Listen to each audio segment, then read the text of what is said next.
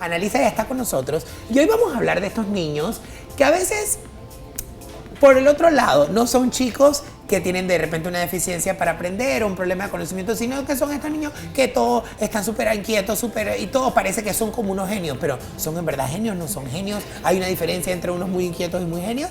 Annalisa, cuéntanos un poquito de eso. Les cuento, este es un tema fascinante porque siempre estamos como mirando con una lupa que anda mal, que no funciona, que no puede hacer un niño, que no puede hacer el otro niño, pero la realidad es que hay todo un grupo de características y de habilidades que puede tener una persona que lo ubican en su zona de la genialidad. Okay. ¿Alguna vez habían escuchado esa frase de la zona de la genialidad? Así es. ¿Qué características colocan a un niño, en este caso, en su zona de genialidad, o lo hace un genio? Lo hace un genio el poder estar haciendo algo que disfrute enormemente sin que tenga que hacer un gran esfuerzo y que su proceso de aprendizaje sea a toda velocidad.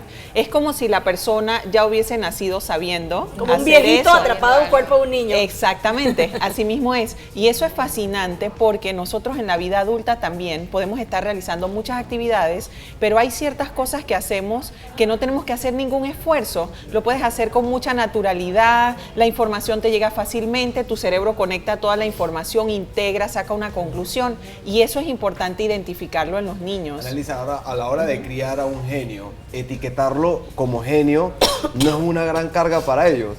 Sí, yo no usaría la palabra como genios para etiquetar. Puede criar un niño sobresaliente, ¿será? Exacto.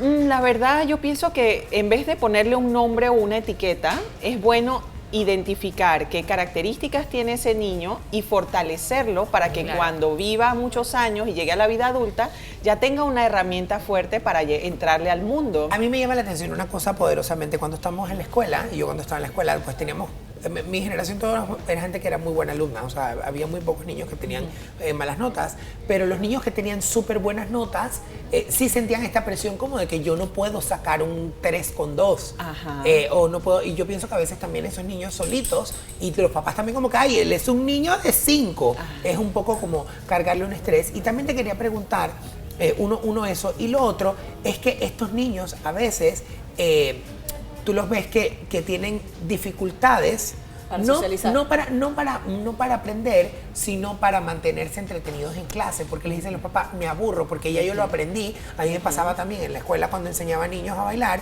que las niñas que aprendían más rápido me hacían como que, maestro, ¿cuándo vamos a seguir a lo que sigue? Porque ella no se lo aprende. Sí, y mira que antes, o sea, en las generaciones anteriores, hubo un periodo donde se consideraba que ser inteligente era simplemente poder memorizarse y aprenderse los temas que eran académicos. Eso era antes. Okay. Eso era antes. Posteriormente aparece un teórico que se llama Gardner, que es la persona que propone las teorías de las inteligencias múltiples, y esa persona entonces abre un abanico donde entonces se muestra que una persona puede ser muy inteligente en la música, o puede ser muy inteligente en el arte, puede ser muy inteligente en las matemáticas, en la literatura, en los deportes, exacto, y que eso no significa que la persona no sea inteligente en otras áreas, sino que tiene unos puntos donde es sobresaliente. Basado en lo que explicas, yo entiendo que un niño genio es un niño que tiene una gran capacidad de análisis, un niño que desarrolla mucho más rápido que los niños de su edad.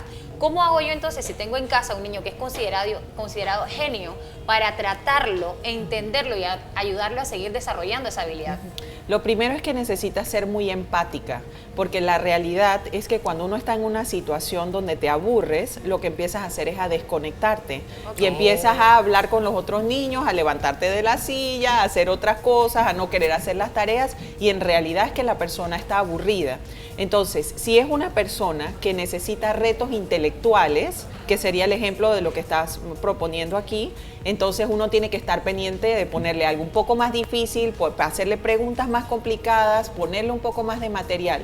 Pero también puede ser una persona que físicamente tenga unas habilidades mucho más desarrolladas. Entonces, si está en la clase de educación física y todos pueden saltar 3 veces, él entonces tal vez puede ser exactamente. Pero es muy importante en la parte académica lo que has mencionado, porque de hecho yo tuve oportunidades en las cuales me tocó tratar con niños así. Y ahí es donde entran también las adecuaciones, porque las adecuaciones no son únicamente para los niños que tienen condiciones o que se quedan un poquito más atrás.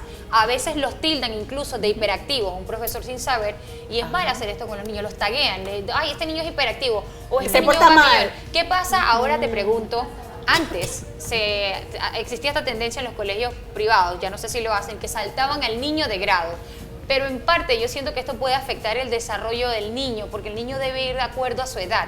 Y teníamos niños graduándose de 14, 15 años, con niños de 18 años que ya iban mucho más adelantados. ¿Cómo manejamos esto? Sí, mira, me encanta que saques ese tema. Yo soy de esa gente que me gradué cuando tenía 16 años, Yo hice también. 6 años de secundaria.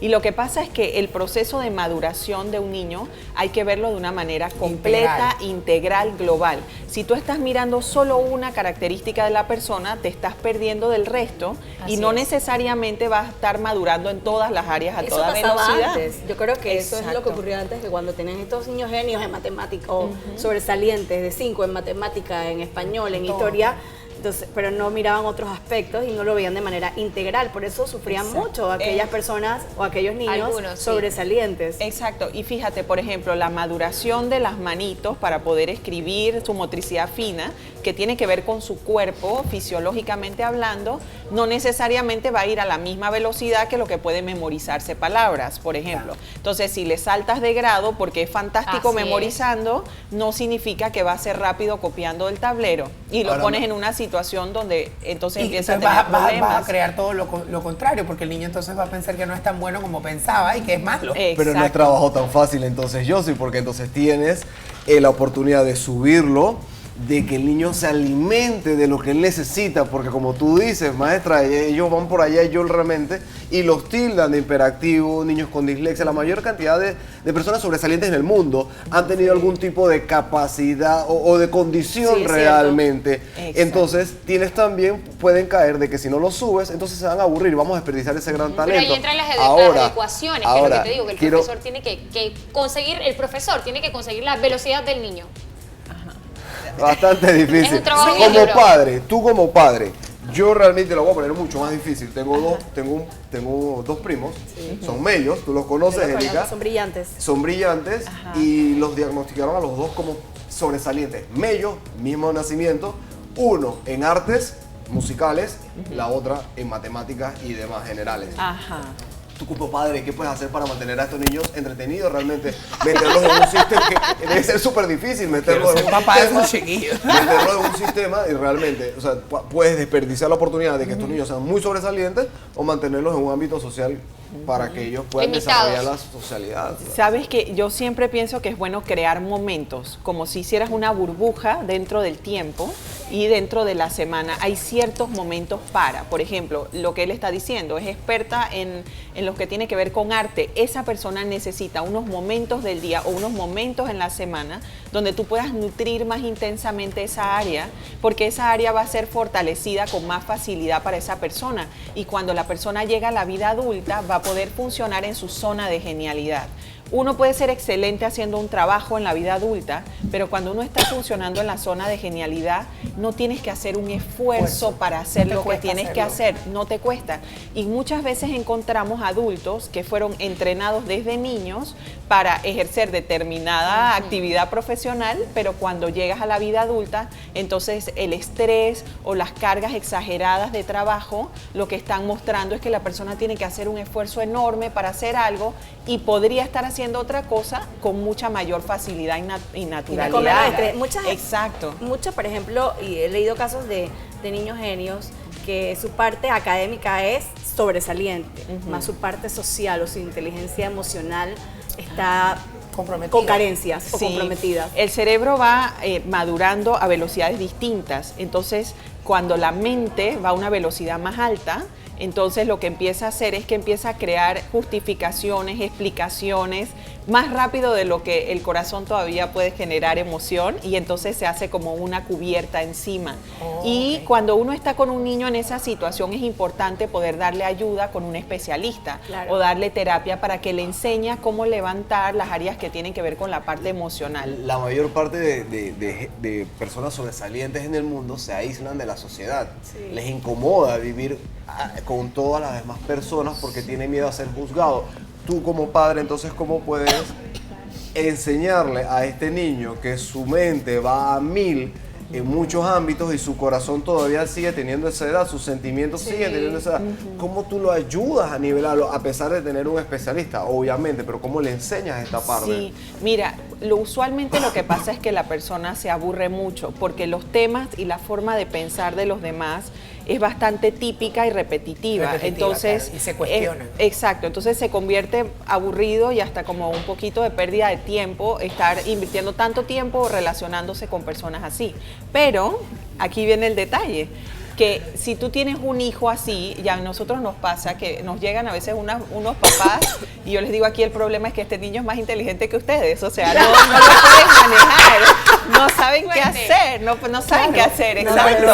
Es bien complicado. Debe ser súper difícil. Es súper difícil, o sea, los papás explican una cosa y el niño les contesta con un argumento que los padres no pueden contestar. Esto puede caer en rabia y celos de parte del padre. Mira, yo creo que sienten muchísimas cosas, es o bien frustración, difícil. hasta es bien miedo en difícil. algún momento. Yo tengo una amiga que un día, o sea, ella tuvo una conversación enfrente de su hija conmigo y cuando la hija le contestó, yo dije, en verdad ella tiene razón. Qué pena.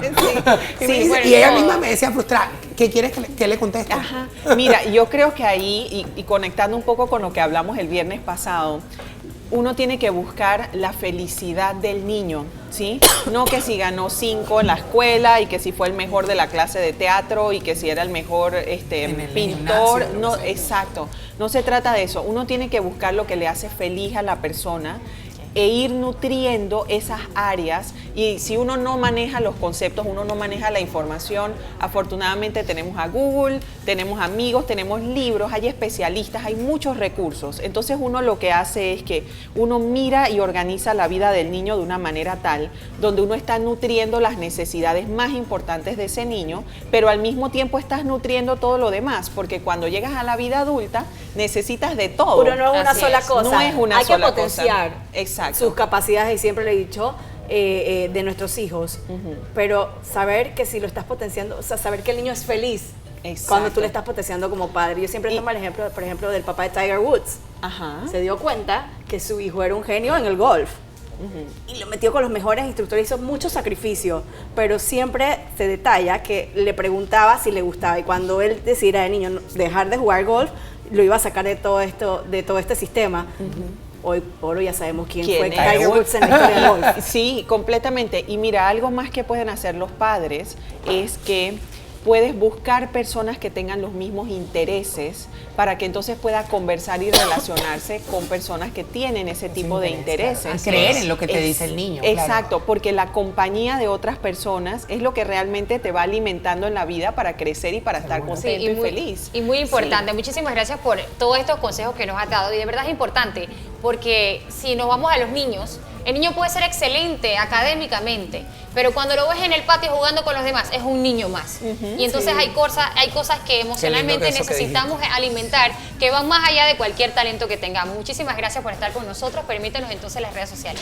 Sí, con mucho gusto. Ana Elisa Villalaz, Logros, Centro Terapéutico Integral, 264-4639.